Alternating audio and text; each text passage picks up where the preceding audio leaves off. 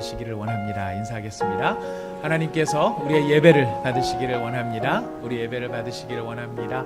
하나님께서 당신에게 은혜 주시기를 원합니다. 인사하겠습니다. 하나님께서 당신에게 은혜 주시기를 원합니다. 은혜 주시기를 원합니다. 감사합니다. 이제 우리 함께 은혜 받을 하나님의 말씀을 봉독하겠습니다. 사도행전 11장 1절에서 18절까지의 말씀이 되겠습니다. 도로 사도행전으로 다시 왔습니다. 지난주에 잠깐 출애굽기 갔다가 사도행전 다시 본문으로 돌아왔습니다. 사도행전 11장 1절부터 18절까지의 말씀 다 찾으셨으면 저와 여러분이 한 절씩 교독하도록 하겠습니다. 우리가 함께 교독하는 이 말씀은 지금도 살아계신 하나님의 말씀입니다. 유대에 있는 사도들과 형제들이 이방인들도 하나님의 말씀을 받았다 함을 들었더니 베드로가 예루살렘에 올라갔을 때에 할례자들이 비난하여 이르되 내가 무할례자의 집에 들어가 함께 먹었다 하니 베드로가 그들에게 이 일을 차례로 설명하여 이르되 내가 요빠시에서 기도할 때에 황홀한 중에 환상을 보니 큰 보자기 같은 그릇이 내 귀에 매어 하늘로부터 내리어 내 앞에까지 드리워지거늘 이것을 주목하여 보니 땅에 네 발 가진 것과 들짐승과 기는 것과 공중에 나는 것들이 보이더라. 또 들으니 소리 있어 내게 이르되 베드로야 일어나 잡아먹으라 하거늘 내가 이르되 주님 그럴 수 없나이다. 속되거나 깨끗하지 아니한 것은 결코 내 입에 들어간 일이 없나이다 하니 또 하늘로부터 두 번째 소리 있어 내게 이르되 하나님이 깨끗하게 하신 것을 내가 속되다고 하지 말라 하더라. 이런 일이 3번 있은 후에 모든 것이 다시 하늘로 끌려 올라가더라. 마침 3사람이 내가 유숙한 집 앞에 서 있으니 가이사랴에서 내게로 보낸 사람이라. 성령이 내게 명하사 아무 의심 말고 함께 가라 하시매 이 6 형제도 나와 함께 가서 그 사람의 집에 들어가니 그가 우리에게 말하기를 천사가 내 집에 서서 말하되 내가 사람을 요빠에 보내어 베드로라 하는 시몬을 청하라. 그가 너와 내 온 집이 구원받을 말씀을 내게 이르리라 함을 보았다 하거늘 내가 말을 시작할 때에 성령이 그들에게 임하시기를 처음 우리에게 하신 것과 같이 하는지라. 내가 주의 말씀에 요한은 물로 세례를 베풀었으나 너희는 성령으로 세례를 받으리라 하신 것이 생각났노라. 그런즉 하나님이 우리가 주 예수 그리스도를 믿을 때에 주신 것과 같은 선물을 그들에게도 주셨으니 내가 누구이기에 하나님을 능히 맡겠느냐 하더라. 그들이 이 말을 듣고 잠잠하여 하나님께 영광을 돌려 이르되 그러면 하나님께서 이방인에게도 생명 얻는 베개를 주셨도다 하니라. 아멘. 이번 한 주간 은혜 가운데 다들 건강하게 잘 지내셨을 줄 생각합니다. 얼굴 면면들을 뵈면서 뵙기만 해도 은혜가 되고 뵙기만 해도 위로가 되는 귀한 성도님들을 다시 주일에 이렇게 뵐 수 있는 것이 얼마나 감사한지 모르겠습니다.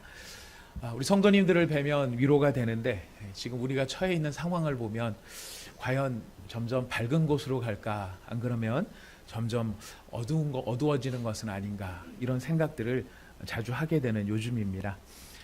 우리가 처한 상황이 자꾸만 더 어두워지는 것은 아닌가라고 하는 것을 느끼는 것은 무슨 정치적인 상황, 경제적인 상황 이런 상황들 그런 것들 때문이 아니라 우리가 처해 있는 모든 상황을 봤을 때 점점 사라지고 있는 것이 있습니다. 명백하게 확실하게 사라지고 있는 제가 봤을 땐 가장 중요한 것인데 가장 중요한 그것이 어느 사이인가 많이 사라져버리고 거의 찾지 못하고 있는 그런 것이 있는 것 같습니다. 그것은 무엇이냐면 바로 감사가 사라지고 있다는 것입니다. 우리의 미래나 우리의 장래를 생각을 했었을 때 이 점점 어둡게 느껴진다 하는 이유는 이 적대감과 적개심은 자꾸 커져갑니다. 불평과 원망은 점점 늘어갑니다. 지극히 작은 것 하나에도 우리가 내가 손해볼 수 없다는 그 치열함 속에서 자꾸만 이렇게 원망들은 커져가는 반면에 감사와 고마움은 점점 더 사라지고 있는 현실이 아닌가 이런 생각이 드는 것입니다. 이게 왜 저에게는 두려움으로 다가왔느냐면 우리 하나님께서 하신 말씀, 하나님은 살아계시고 그 하나님의 약속은 엄중하신데 하나님의 말씀은 능력이 있으신데 하나님께서 민수기에서 이런 말씀을 하셨습니다. 나는 내 귀에 들리는 대로 너희에게 갚아줄 것이다. 내 귀에 들리는 대로 너희에게 갚아줄 것이다 하신 하나님의 말씀이 있으십니다. 우리가 하나님의 귀에 못 살겠다 못 살겠다 죽겠다 죽겠다 하면 하나님께서 죽겠는 것으로 갚아주시고, 우리가 감사합니다 하면 그 감사를 따라서 하나님께서 갚아주시겠다는 말씀을 우리는 성경에 4,000년 이상의 6,000년 가까운 역사를 통하여서 하나님이 어떻게 뿌린 대로 거두게 하셨는가를 우리는 똑똑히 보고 있기 때문입니다. 어려운 상황에서도 감사를 고백하고 진심으로 감사를 고백한다는 게 흉내내는 감사, 그냥 던지는 감사 하라니까 감사하고요, 이제 이렇게 하고 그건 감사한데 이거 말고 진짜로 진심으로, 그리고 온 마음을 다하여서 진정성 있게 감사하고 또 하나님 앞에 그 감사를 표현하고 하게 된다면 여러분 잘 아시죠? 하나님은 어떻게 하십니까? 점점 더 감사할 일들을 우리 가운데 만들어 주신다는 것입니다. 그런데 정말 감사를 해야 될 상황임에도 불구하고 거기에 대해서 감사하지 못하고 원망하고 불평하고 미워하는 그런 마음 때문에 또 그런 말들을 쏟아내기 시작한다면 점점 더 어려운 일들을 우리 경험할 수밖에 없게 될 것입니다. 왜냐하면 하나님께서 내 귀에 들린 대로 너희에게 갚아줄 것이라고 말씀하셨기 때문입니다.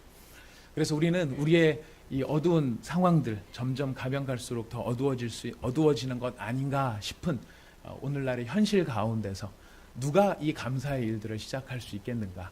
그것은 우리의 믿음의 선조들처럼 바로 우리, 또 더 정확하게는 우리 온사랑의 교회 성도들로부터 다시금 하나님을 향한 감사를 회복하고 그 모든 상황 속에서 서로에 대해서 또 감사하고 서로를 축복하는, 바로 그것이 믿음이 있는 사람의 모습이고 천국에 소망을 둔 사람의 모습이고 하나님을 사랑하는 사람, 바로 그 성령의 충만한 성도의 모습이 아닌가, 이런 생각을 하게 되는 것입니다. 오늘 아침에 꿈에서 깨는데 꿈속에서 제가 굉장히 존경하는 목사님, 전주에서 사역하시는 목사님이 한 분 계시는데 그 목사님 네 분이 꿈에 나오셨어요. 꿈에서 저한테 뭐를 딱 보여주시는데 그 사모님이 목사님, 저희가 복권이 당첨이 됐어요, 그러시더라고요. 아니, 웬 복권이, 무슨 복권이 얼마나 당첨이 되셨어요 하고 딱 보여주는데 이렇게 써있는 종이에 복권 당첨금 6억 5천만 원 이렇게 써있더라고요. 어떤 느낌이 들었을 것 같습니까? 한번 맞춰보십시오. 네, 처음에 되게 부러웠어요. 딱 보고 6억 5천만 원, 이야 진짜 좋겠다, 이 마음이 하나 들었고, 두 번째 마음이 뭐였겠습니까? 난 뭐지? 이제 이 생각이 두 번째 들었습니다. 약간 좀 섭섭한 생각이 들더라고요. 나도 좀 됐으면 참 좋을 텐데, 이런 생각이 들었는데 그 꿈을 그 상황 속에서 세 번째 든 생각이 뭐냐면은, 야, 네가 예수 믿는 목사라고 하면서 그래 부럽기만 하고 너 안 됐다고 섭섭하기만 한 게 목사 마음이냐? 이 마음이 꿈에서 탁 들더라고요. 참 너무 은혜롭게 깼어요. 아, 정말 잘 됐네요. 목사님 진짜 잘 되셨습니다. 사모님 정말 잘 되셨습니다. 이렇게 정말 축복하면서 깰 수 있어서 결론은 해피엔딩이었습니다. 저한테는 굉장히 그랬었습니다. 그러면서 아침에 어제 말씀을 준비하면서 이 감사에 대한 이야기를 생각하면서, 아, 그렇구나. 다른 형제가, 다른 주변이 잘 되는 것을 보면서 정말 잘 됐다라고 말해줄 수 있는 것이, 그리고 더 잘 되라고 말해줄 수 있는 것이 바로 이 성도의 능력이고 성령 충만한 사람의 능력이구나, 이런 생각이 들었습니다. 자, 그런 면에서 우리 예전에 한번 해보셨을 텐데 이번에 한번 또 다시 잊어버리기 전에 한번 더 하도록 하겠습니다. 옆에 있는 분을 눈을 딱 보시면서 이렇게 축복을 하시는 겁니다. 사랑하는 성도님, 당신이 저보다 더 잘 되시기를 바라겠습니다. 이렇게 한번 인사하도록 하겠습니다. 예, 당신이 저보다 더 잘 되시기를 바라겠습니다. 더 잘 되시기를 바라겠습니다. 더 잘 되시기를 바라겠습니다. 이런 마음은 가지시면 안 됩니다. 진짜 더 잘 되면 어떡하지? 이런 마음 가지시면 안 됩니다. 진짜 더 잘 되셔야 됩니다. 왜냐하면 하나님께서 귀에 들리는 대로 축복하시기 때문에요. 우리가 서로 더 잘 되라, 더 잘 되라 그러면 하나님께서 이 사람 더 잘 되게 해주시면은 이 사람 더 잘 된 것보다 또 누구를 더 잘 되시게 해주셔야 될까요? 우리를 더 잘 되시게 해주셔야 됩니다. 못 되라 그러면요, 저 밑바닥으로 계속 같이 내려가는 겁니다. 치킨 게임을 하는 것입니다. 둘 다 망하는 것이죠. 하지만 잘 되라 하면 하나님께서 우리를 저 위까지, 꼭대기까지 서로를 잘 되게 해 주실 것입니다. 바로 이런 감사의 마음, 감사의 능력, 그리고 우리 주님을 바라보는 성령 충만한 자의 모습, 바로 이 모습이 오늘 본문에 나타나는 베드로 가운데 이런 모습이 나타나고 있다는 것입니다. 오순절 다락방에 임한 것과 같은 성령의 강력한 임재를 지금 고넬료의 가정을 통하여서 보고 온 베드로입니다. 베드로는 정말 놀란 거죠. 자기에게도 이렇게 성령의 충만함이 임했는데 똑같은 성령님께서 이방인인 베드로에게도 고넬료에게도 임했다. 굉장히 충격적인 사실 경험을 하고 돌아온 것입니다. 그런데 고넬료의 가정에 성령이 임했다는 소식이 베드로만 이렇게 알고 있었던 게 아니라 그 소식은 삽시간에 예루살렘과 유대 전역의 땅으로 퍼져나간 것으로 보입니다. 1절에 보니까 유대에 있는 사도들과 형제들이 이방인들도 하나님의 말씀을 받았다 함을 들었다라고 되어 있습니다. 그걸 보니까 유대에 있는 사람들, 유대 지역에 있는 사람들이 다 들었으면 예루살렘에 있는 사람들도 다 들었을 것입니다. 자, 이런 소식이 전달이 됐을 때 그 소식이 사람들에게 어떤 영향력을 미치고 있었는가? 그 영향력의 결과가 무엇이냐면은 베드로를 기다리고 있었던 상황 속에 그 이야기를 들은 사람들의 심정이 여기에 들어 있습니다. 이방인들도 성령의 충만함을 받았다는 이 이야기가 사람들에게 기쁨이 되었을지, 즐거움이 되었을지, 위협이 되었을지. 자, 상황은 어떠했습니까? 어떤 상황이 베드로를 기다리고 있었습니까?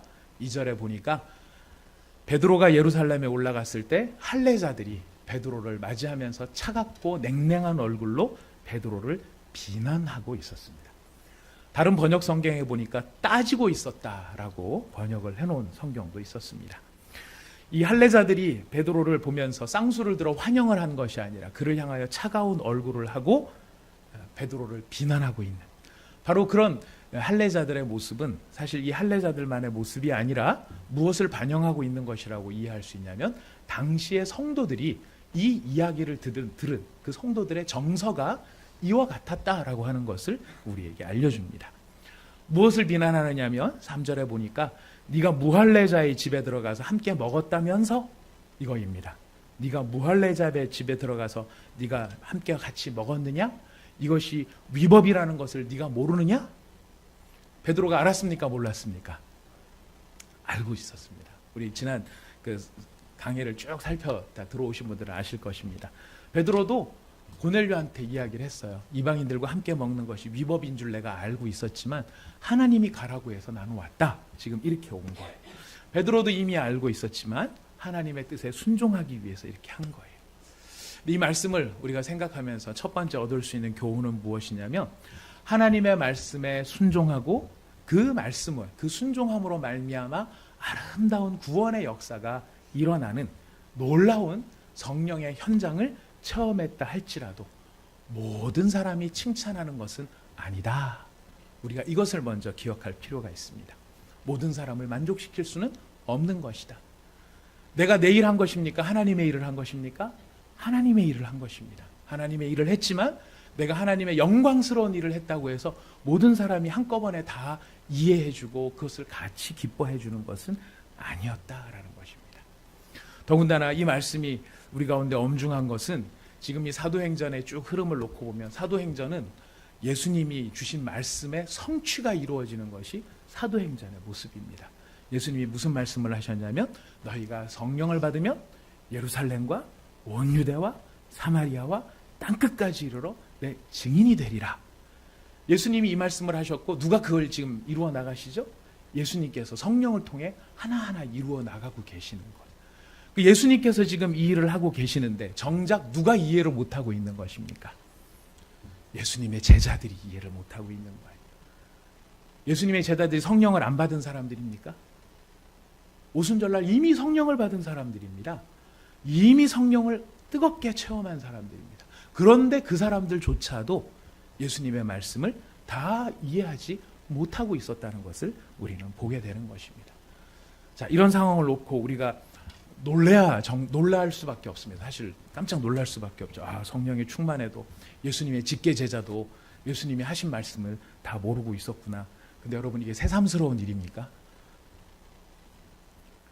새삼스러운 일입니까? 잘 모르십니까? 복음서에 보면은요, 이거 새삼스러운 일이 아니에요. 제자들은 언제나 예수님께서 여기가 가렵구나라고 이렇게 등을 이렇게 얘기하시면 제자들은 항상 어디를 만지고 있었어요? 배를 만지고 있었죠. 예수님께서 등이 가렵다 그러면 늘 배를 만지고 있었던, 말귀를 못 알아듣던 사람들이 이 제자들인데, 성령에 충만하고도 이럴 수 있다는 것을 보면서 우리가 생각해야 될 거는 그럴 수 있구나 라고 하는 것입니다. 어떻게 제자들이 그럴 수 있어? 어떻게 성령 충만한 사람이 그럴 수 있어? 아닙니다. 그럴 수 있는 것입니다. 얼마든지 그럴 수 있는 것입니다. 여러분들이 이 제자들보다 훨씬 훌륭하시고 성령에 더욱 충만하셔서 여러분들은 안 그러실 수 있기를 바라겠지만, 혹시 그렇지 못하다면 여러분 꼭 기억하십시오. 얼마든지 그럴 수 있다라는 사실입니다. 자, 중요한 것은 무엇이냐면, 사람들이 이렇게 이해하지 못한다 해도 지금 하나님은 어떻게 하고 계시죠? 하나님이 작정하신 바를 하나하나 차근차근 이루어가고 계신 거예요. 우리의 소망은 바로 여기에 있습니다. 사람들이 다 이해하지 못하고 다 깨닫지 못하고 그냥 자기 생각 속에 푹 빠져가지고 그냥 그 생각 속에 갇혀 있는 그런 모습이라 할지라도, 그렇다 해도 하나님은 일하십니까? 안 하십니까? 하시고 계시는 것입니다. 그래서 우리의 소망은 어디에 있어요? 하나님께 있는 것입니다. 이렇게 놀라운 일들을 경험한 사람, 경험하고 와서 같이 박수를 치면서 하나님의 약속이 이루어지고 있구나 이러면서 정말 다 같이 하나님 앞에 찬송하고 예배드리지 못할 망정, 그렇게 하지는 못할 망정, 오히려 비난하고 정죄하고 왜 그랬냐, 쟤 그랬냐, 누가 그랬냐, 어째 그랬냐, 지금 그런 상황들 속에 있다 할지라도 하나님은 하나님의 일을 하고 계신, 바로 그것이 우리의 능력이고 우리의 소망이 되는 것입니다. 여러분께서 베드로의 입장이었다면 어떤 마음이 드셨을까요? 제가 말씀을 생각하면서 베드로의 입장에도 서보려고 했었고, 그 제자들의 입장에도 서보려고 해봤습니다. 그랬더니요, 입장에 서보려고 하니까 제자들의 입장도 한편 이해가 돼요. 베드로의 입장도 또 이해가 돼요. 그래서 저는 주관이 없는 사람이라는 것을 깨달았습니다. 난 굉장히 우유부단한 사람이구나. 굉장히 애매한 사람이구나. 이런 생각이 좀 들었어요. 베드로의 입장에서는 굉장히 당혹스러웠을 것 같아요. 왜냐하면 베드로는 지금 누구의 말씀에 순종한 것뿐입니까? 성령이 인도하시는 대로 하나님의 말씀에 순종한 것뿐이에요. 그런데 그 결과가 뭐예요? 칭찬이에요? 비난이에요? 비난이에요. 우리 같았으면은 그 비난 때문에 하나님을 향해서 원망도 했었을 것이고, 아니면 내가 경험한 이게 맞나 의심도 했었을 것이고 한데요, 이런 상황 가운데서 베드로가 취할 수 있는 입장은 사실 갈림길에 지금 놓여 있었던 것입니다. 베드로가 지금 시험에 빠질 수도 있었던 상황이에요. 베드로는 어떤 사람입니까? 사도 가운데서도 소위 말하는 대사도입니다. 대사도입니다. 제자들 가운데서도 몇백 명의 제자들이 있었거든요. 그 중에서도 예수님이 직접 선택해 주신 12명의 사도 중에 들어가 있어요. 그 사도 중에서도 수제자예요. 흔히 말하는 대로 하자면 넘버 원이 될 수 있는 위치죠. 네. 그런데 그런 나를 감히 비난해? 그죠? 그렇게 생각할 수 있겠죠. 어떻게 나한테 이럴 수 있어? 네. 그런데 베드로는 어떻게 합니까? 그런 비난하는 제자들을 향해서 분노하거나 역정을 내거나 짜증을 내지 않습니다. 상황을 모르는 것들이 뭘 한다고 함부로 입을 놀리나? 그 입 다물라! 이렇게 하면서 우라통을 터뜨릴 수도 있었을 텐데요. 그리고 니들이 성령을 알기나 알아? 이러면서 비아냥거렸을 수도 있었을 텐데, 베드로는 일절 그런 말을 하지 않았다는 것입니다. 베드로는 어떻게 반응합니까? 베드로는 이 일을 차례대로 차분하게 설명을 해줍니다. 하나부터 열까지. 우리가 성경 읽는 사람 입장에서는 사실 조금 지루해요. 왜냐하면 앞에 나왔던 이야기를 그대로 또 한 번 쓰고 있기 때문에 그냥 그런 일이 있었다고 베드로가 이야기하였더라 그러면 성경 통독하는데 얼마나 좋겠어요. 근데 앞에 나왔던 이야기를 거의 토시 하나 안 틀리고 다시 또 반복을 하고 있으니까 우리가 성경을 읽을 때 성경은 되게 반복이 많아, 지루해, 공포의 반복이야, 막 이렇게 생각할 수 있는 위험이 있는 거죠. 하지만 베드로는 그렇게 하지 않고 이 이야기를 하나하나 다 하고 있습니다. 무엇을 얘기하고 싶은 걸까요? 베드로가 바로 일어났던 이 일에 대해서 얼마나 성심성의껏 최선을 다해 사람들에게 이야기하고 있냐 하는 것입니다. 우리가 이 사실을 통해서 오늘 주제가 되는 말씀이 사실 이 베드로의 태도 가운데서 나타납니다. 베드로가 처한 현실이 그가 옳은 상황이고 베드로가 100번 정당한 상황임에도 불구하고 베드로는 자신의 정당함과 그에게 임재하신 성령의 충만함을 권위로 삼아서 자신을 비난하는 사람들을 공격하는 무기로 쓰지 않더라 하는 것입니다. 우리는 우리의 입장이 정당하면 그 입장을 가지고서 나를 비난하거나 공격하는 사람들에게 굉장히 공격적인 태도 아니면 나를 방어하기 위한 방어적인 태도를 취하기가 굉장히 쉬운데요. 오늘 우리 가운데 보여준 베드로의 모습은 바로 그런 모든 상황 속에서 전혀 그렇게 자신을 방어하려고 하지 아니하고 그들에게 차분하게 설명을 하고 있다는 것입니다. 베드로의 설명은 우리가 굳이 반복하지 않아도 되겠지만 여러분 그래도 내용을 잠깐 정리하고 내가 환상을 봤다 이 얘기를 합니다. 내가 환상을 봤는데 그 환상 가운데서 하나님의 음성을 나는 들은 것이 있다. 하나님이 깨끗하게 하신 것을 네가 속되다고 하지 말아라 하는 이 말을 나는 3번이나 들었다. 사실 나는 그 음성을 듣고 그 환상을 보면서 나도 당황했다. 충분히 너희들의 입장을 이해한다는 것. 나도 당황했다. 왜냐하면 부정한 걸 먹으라고 하는데 난 한 번도 먹어본 적이 없는 그걸 자꾸 먹으라고 하니까 하나님이 왜 이러시지? 왜 이러시지? 나도 그런 당황스러움이 있었다. 그러나 3번이나 이런 일들이 이루어지는 것을 보면서 이것이 하나님께서 뭔가를 말씀하고 싶어 한다는 것을 나는 생각할 수 있었는데 희한하게도 그 타이밍에 나를 맞이하러 온 가이사랴에서 온 3사람이 그 타이밍에 내게 찾아왔고 성령께서 내게 마음으로 말씀하시기를 따라가라고 했다. 그래서 내가 하나님보다 하나님 말씀하시는데 안 따라갈 수가 있었겠냐? 그래서 난 갔다. 갔더니 고넬료가 설명을 해주는데 고넬료한테 천사가 나타나서 요바에 있는 나를 부르라고 그렇게 말씀을 하셨다는 이야기를 내가 들었다. 근데 내가 그거 들으면서 깜짝 놀란 게 뭐냐면 그 뜻이 무슨 뜻이냐면 성령이 나한테서만 일하고 있으신 게 아니라 성령은 내가 알지 못하는 다른 시간과 공간의 장소에서 또 다른 사람을 통해 얼마든지 일하고 있었다는 것을 지금 내가 인식할 수 있었다. 우리의 많은 함정은 어디에 있냐면 성령이 내게 임하면 나한테만 일한다라고 생각을 하거든요. 내가 독점적으로 일하고 있다고 생각을 합니다. 아닙니다. 성령님께서는 이 시간에도 저뿐만 아니라 얼마든지 다른 사람들에게 다른 목적을 가지고 다른 일을 하게 하실 수 있는 것이 성령님의 일하심입니다. 특권입니다.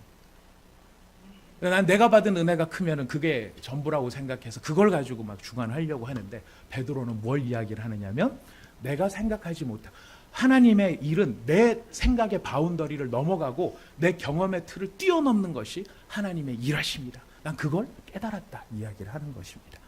그리고 이 상황 속에 성령이 임하시는 것을 보았다. 성령이 임하시는 걸 보면서 비로소 나도 알게 되었다. 하나님의 말씀이 생각이 났다. 요한은 물로 세례를 주지만 예수님께서는 너희에게 성령을 물붓듯이 부어주실 것이다. 그 약속이 이렇게 이루어지는 것이구나. 내가 그것을 깨달았다. 근데 중요한 건 그게 나 혼자 본 게 아니라 몇 명이 함께 봤다? 6명이 함께 봤다. 주관적인 일이 아니고 교회가 함께 이 경험을 한 일이었다. 그리고 베드로의 결론이 무엇이었습니까? 마지막 17절이죠. 내가 누구이기에 하나님을 능히 받겠느냐.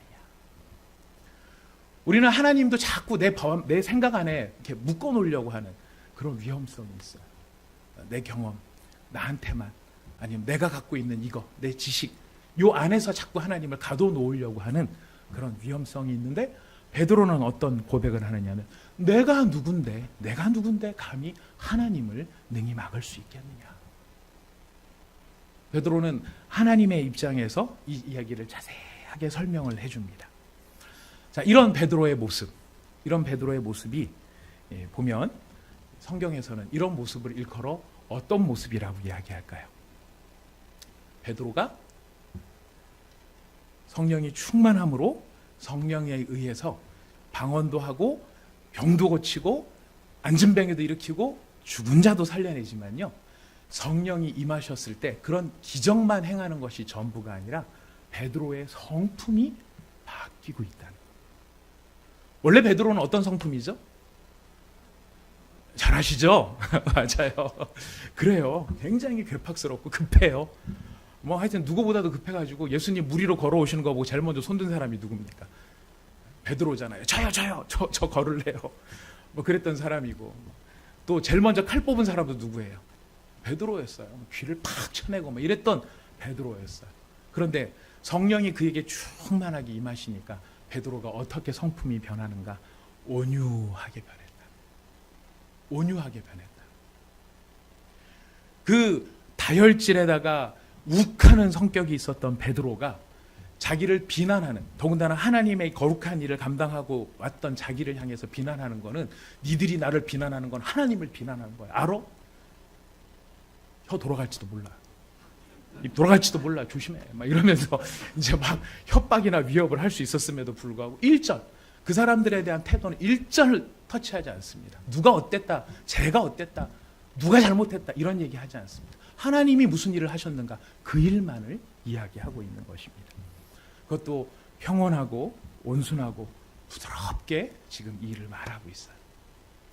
그래서 우리가 온유함 그러면은 이 부드럽고 평온한 이런 모습을 온유함이라고 생각하는데요. 맞아요. 이런 태도로 나타날 수 있어요.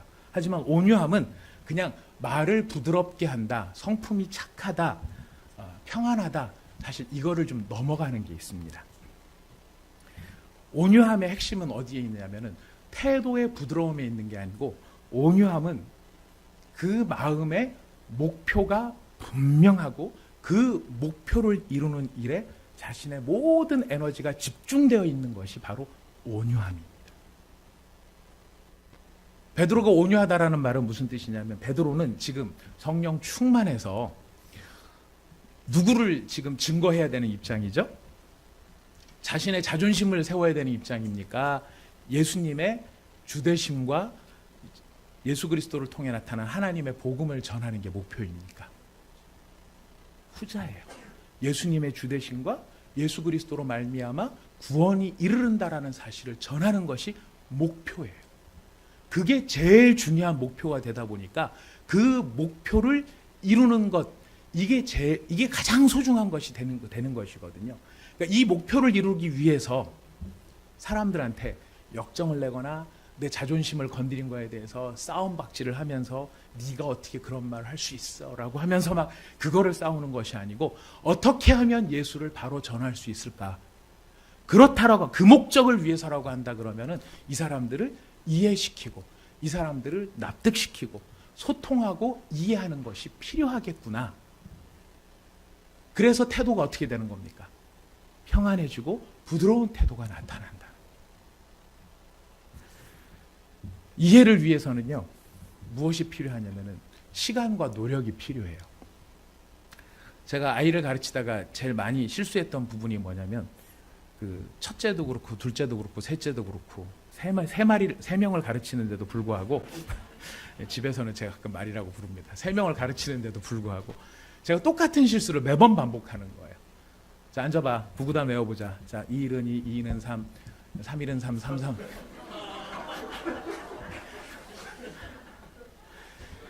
제가 요즘 기도하는 기도 제목이 있어요. 주님, 저 치매 안 걸리게 도와주세요.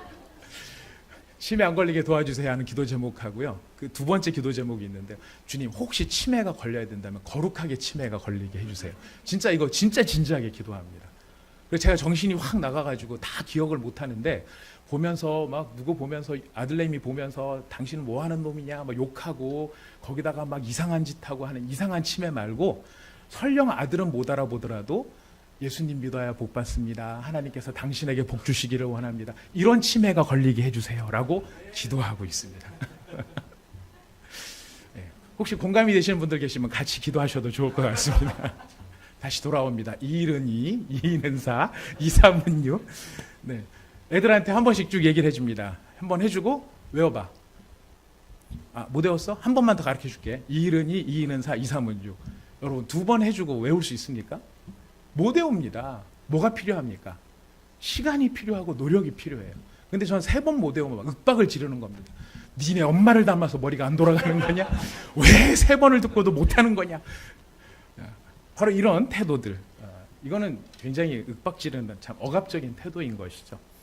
온유하다라는 것은 무엇입니까? 온유라고 하는 것은 목적을 이루기 위해서, 그러니까 이 사람들이 예수님의 하나님의 사역을 깨닫고 그 앞에 순종하는 게 목표예요. 그러기 위해서는 이 예루살렘에 있었던 사람들에게 무엇이 필요하다? 이해할 수 있는 시간이 필요하다. 이해를 위해서는 한 번 말해서 되는 게 아니고 노력이 필요하고 반복이 필요하고 시간이 필요하다. 그래서 우리가 읽은 11장 1, 2, 3절에 보면은 베드로가 이야기를 했다 그랬을 때 한 번 이야기를 한 것이 아니고 시제를 놓고 여러 번 이야기를 한 걸로 나와요. 계속해서 뭘 할 수 있도록, 납득할 수 있도록, 깨달을 수 있도록 기다려주는 것입니다. 이것이 베드로가 가졌던 온유함의 모습이었어요. 베드로는 이런 하나님의 일하심, 하나님께서 예수 그리스도의 구원이라고 하는 가장 중요한 이 목표를 위해서 지금 자기가 쓰임받고 있다는 걸 알았고, 이 일을 이 형제들도 똑같이 이해를 할 시간이 필요하기 때문에 이 사람들에게 최대한 설명을 하겠다. 지금 이런 자세가 있었던 것이고요. 이 자세의 더 근본적인 건 뭐냐면은 하나님이 일하고 계시고 하나님이 내 삶의 주인이시고 하나님께서 하나님의 일들을 이루어 가시는데 내가 쓰임받고 있다라고 하는 것을 기억했다라는 사실입니다. 그러니까 누구를 의존할 수밖에 없습니까? 하나님을 의존할 수밖에 없는 것입니다. 절대적으로 하나님을 의존하고 자기를 안 나타내려고 하는 것이에요. 제가 읽었던 소설 가운데 아나톨 프랑스라고 하는 작가가 쓴 무히 타이스라고 하는 소설이 있습니다. 정말 감동적으로 읽어서 저도 여러분들한테 이걸 사실 선물을 하고 싶어가지고 책을 찾았는데요. 이젠 책이 절판이 된 지 오래돼 갖고 안 나오더라고요. 옛날 의류문화사에서 의류문고인가 거기에서 나왔던 거 아주 참 너무 재밌게 읽었는데요. 이 무히 타이스라고 하는 건 뭐냐면은 초대교회를 배경으로 하고 있어요. 초대교회에 이 알렉산드리아라고 하는 이집트 쪽에 있었던 그 도시가 문명으로도 발전했을 뿐더러 이 교회적으로도 굉장히 중요한 역할을 했던 데가 이 알렉산드리아인데 여기에 파흐뉴스라고 하는 수도사가 등장을 합니다. 원래 이 파흐뉴스라고 하는 수도사는 굉장히 똑똑하고 고위 귀족이었다가 관리였어요. 귀족 관리였어요. 근데 자기 멋대로 막 인생을 살다가 깨우침이 있어가지고 이제 예수님을 믿게 돼서 이 사람이 광야에 들어가서 사막에서 수도하는 수도사가 됩니다. 그래서 그 영성이 인정을 받아서 많은 사람들의 존경을 받는 수도사가 됐어요. 근데 그 당시에 알렉산드리아에 타이스라고 하는 여기 무희라고 되어 있는데요. 그 연극 배우. 근데 이제 말이 좋아서 연극 배우지 이 알렉산드리아를 음란하고 문란하게 타락시키는 원흉이 이 여자였던 거예요. 수많은 사람들을 아주 악한 길로 인도하는 그런 아주 나쁜 여자였고 그 여자 때문에 많은 사람들이 성적으로 타락하게 되는 그런 결과를 가져와요. 근데 파흐뉴스가 어느 날 이게 금식을 하면서 기도를 하고 있는데 마음속에 음성이 들립니다. 타이스를 회개시켜라. 타이스에게 복음을 전해라. 그래서 이 파흐뉴스가 그 오랜 사막의 길을 다시 건너가서 알렉산드리아로 돌아가서 이 타이스를 만납니다. 그래서 굉장히 많은 사건 끝에 결국 타이스가 회개하고 하나님을 믿게 돼요. 예수님을 영접하게 돼요. 그래서 이 타이스를 데리고 사막에 있는 수녀원에 가서 이 파흐뉴스가 그 수녀원, 수도원에 있는 여자들이 모여있는 수도원에 이 타이스를 맡기게 됩니다. 그리고 파흐뉴스는 자기가 머물렀던 수도원으로 딱 들어오게 되는데요. 수도원에 들어오면서 그 침실에 수도사의 침실은 되게 가난한 침실이에요. 그 딱딱한 나무 침상 하나, 책상 하나, 의자 하나, 그리고 등을 밝힐 수 있는 해골로 만든 등잔불 하나, 그렇게 묘사가 되어 있어요. 그게 전부인 거예요. 근데 딱 들어오면서 파흐뉴스가 하는 첫 마디가 뭐냐면 어찌해서 너 책상은 일어나 나를 환대하지 아니하고 어찌하여 너 의자는 일어나서 나를 반기지 아니하냐, 이런 말을 해요. 그 말이 무슨 말인지 몰랐거든요. 근데 시간이 지나면서 뭐가 드러나냐면 파우뉴스는 자기가 한 이 위대한 일, 알렉산드리아를 정화하고 부흥시키고 거룩하게 했다는 이 일에 대해서 인정받고 싶어하는 마음이 그의 마음속에 있었다. 그래서 거기 문학적인 묘사로 보면은 3마리 사막 여우가 저 먼 발치에 앉아 있어요. 다 기억을 못 하겠는데 하나는 하여튼 교만이었어요. 교만과 뭐와 뭐 이름을 가진 3마리 사막 여우가 저쪽 끝에서 파우뉴스를 쳐다보고 있고 점점 파우뉴스 가까이로 다가오겠다. 파우뉴스가 자기 마음속에 이런 안 좋은 마음이 들어왔다는 걸 깨닫고 다시 고행을 시작을 합니다. 높은 탑꼭대기에 올라가서 금식을 하면서 기도를 합니다. 그러면 자기 영성을 회복하기를 바래요. 그래서 막 며칠간 금식을 하는데 어느 날 마음속에 환상이 쫙 보이기를 시작합니다. 파우뉴스, 너의 이 금식이 마침내 응답받게 되었다. 이제 너는 이 높은 탑꼭대기에서 저 밑으로 뛰어내려라. 그러면 많은 사람들이 너를 존경하게 될 것이고 너를 인정하게 될 것이고 네가 회복되었다는 것을 알게 될 것이다. 파우뉴스는 그 말을 듣고 뛰어내리려고 쫙 섭니다. 그때 갑자기 뒤에서 소름 끼치는 웃음소리가 확 들리고 아하하 파우뉴스, 너는 마침내 나의 종이 되었다. 파우뉴스가 했던 금식과 그의 했던 수도 생활과 그의 했던 모든 기도가 하나님을 섬기기 위해 했던 것이 아니라 자기 명예와 자기 자존심을 위해서 몸부림쳤던 그 금식 끝에 파우뉴스는 자기의 영혼을 팔아서라도 내가 인정받고 싶다라고 하는 욕망의 노예가 됐던.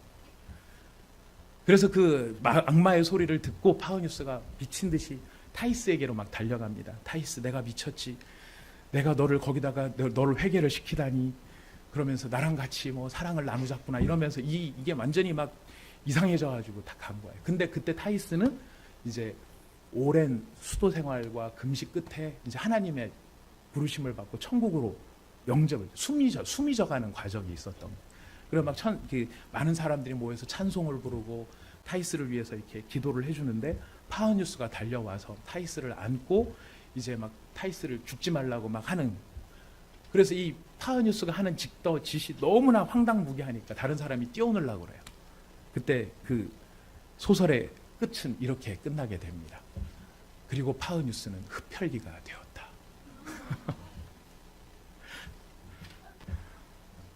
섬찟하지요? 제가 왜 이 설교를 준비하다가 그때 그 소설이 막 쫙 머릿속에 지나가는 거예요. 왜 그게 지나갔는가 생각을 해보니까 비교되는 두 태도인 거예요. 베드로와 소설이긴 하지만 굉장히 고증을 잘했더라고요. 자기의 마음속에 자기를 높이고 싶어하고 자기를 드러내고 싶어하는 욕망 속에서 하는 사역이든 금식이든 기도든 다 그것은 헛된 길로 가게 되는 것입니다. 베드로는 자기를 주장하려고 했던 것이 아니에요. 자기에게 주어진 하나님 아버지의 주신 사명, 목표, 그것을 이루려고 했던 것이 베드로의 마음이었습니다. 그 베드로의 마음속에 꼭 박혀 있었던, 어떻게든지 그리스도 예수를 자랑하고 그 예수를 증거하고 그 예수로 생명을 얻도록 하게 하는 이 일을 위해서라면 내가 입이 부르터도 좋으니까 또 설명하고 또 설명하고 또 이해를 시키겠다. 그것이 바로 온유함이었다는 것입니다. 우리 온사랑의 교회 이런 온유함이 넘치는 성도님들이 우리 모든 분들이 되시기를 부탁드리겠습니다. 우리가 가야 할 길이 어딘지 목표가 어딘지를 알기 때문에 그 과정에서 내 마음대로 안 되고 성질대로 안 되고 욱하고 싶은 게 올라올지라도 시간이 필요하고 노력이 필요하고 애씀이 필요하다라는 그 사실 앞에서 차분함과 평안함으로 하나님의 목적을 이룰 수 있는 바로 그런 우리 성도들, 그런 성도들이 모이면 무엇이 성공을 할까요? 온 사랑의 교회가 성공을 하는 것이고요. 온 사랑의 교회가 이렇게 성공하면 결론적으로 하나님의 나라가 우리 가운데 임하는 것을 우리가 보게 될 것입니다. 우리 모두가 이런 하나님께서 기뻐하시는 베드로의 모습, 이게 베드로가 훌륭해서가 아니죠. 그의 안에서 누가 역사하신 열매입니까? 성령님이 역사하신 열매입니다. 그래서 우리가 자꾸만 성령 충만을 사모하게 되는 것입니다. 우리가 이런 마음을 가지고 주님, 나의 삶이 성령님에 의해서 쓰임받는 거룩한 삶이 되게 해달라고 우리가 기도해야 되지 않겠습니까? 우리 이 시간 마음을 정돈하시면서 하나님 앞에 기도함으로 나갔으면 좋겠습니다. 하나님, 오늘 이 베드로의 모습을 보면서 저도 저 자신의 이런 여러 상황들을 보면서 하나님 참 얼마나 저 자신을 위해서 하나님을 위한다고 하지만 결론적으로는 내가 인정받고 내가 칭찬받고 내가 하고 내 이름을 드러내려고 하고 그게 안 되면 견뎌내지를 못하는 그런 이 세상 한가운데서 하나님 감사함도 사라지고 하나님께 영광 올리는 것도 사라져버린 이 세상 한가운데서 성령님이 내게 임하심으로 베드로처럼 목표를 잃어버리지 않고 그 목표를 향해 꾸준히 달려나갈 수 있는 진정한 온유함이 내 마음속에 넘치게 하여 주옵소서. 이를 위하여 성령의 충만하심이 저에게 임하기를 원합니다. 우리 함께 같이 기도하도록 하겠습니다. 다 함께 기도합시다. 하나님 아버지 감사합니다.